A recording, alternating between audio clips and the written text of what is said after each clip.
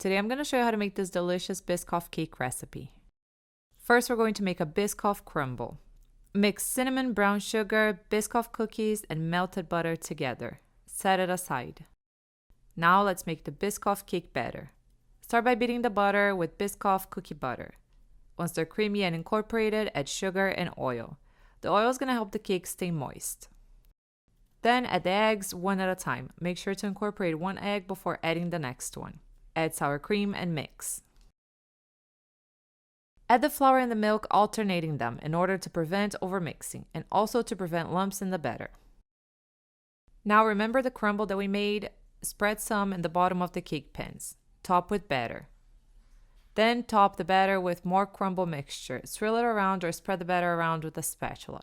And top the batter with the remaining crumble. And then bake.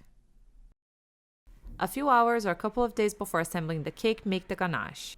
To make the ganache, add corn syrup or invert sugar and Biscoff cookie butter to the heavy cream. And then heat it up until hot. Once the mixture is hot, pour it over the chocolate. After whisking the mixture until smooth, emulsify the ganache for about 45 seconds. Cover with plastic and place in the fridge for a few hours. When you're ready to assemble the cake, make the cookie butter frosting. Beat the butter with the cream cheese. Then add the Biscoff and beat until smooth. And then add powdered sugar and vanilla.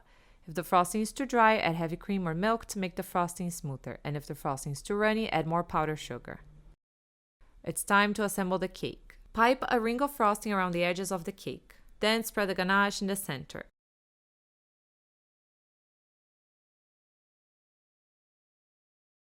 After assembling the cake, you can spread the frosting around the cake. I always like to do a crumb coat first. Spread a thin amount of frosting around the cake and on top. It helps seal the crumbs so they don't show in the final coating of frosting.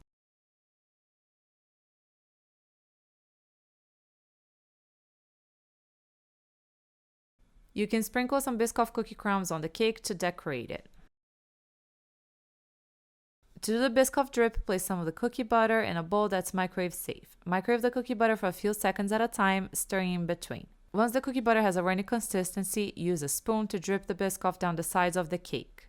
And then also put some Biscoff on top of the cake. Wait a bit for the drip to set. And then when it's time to decorate the top of the cake, use a piping tip to mark where you're going to pipe the frosting.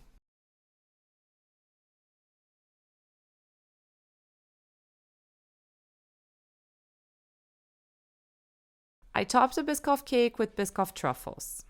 This cake is super moist, delicious, and indulgent. I hope you like it.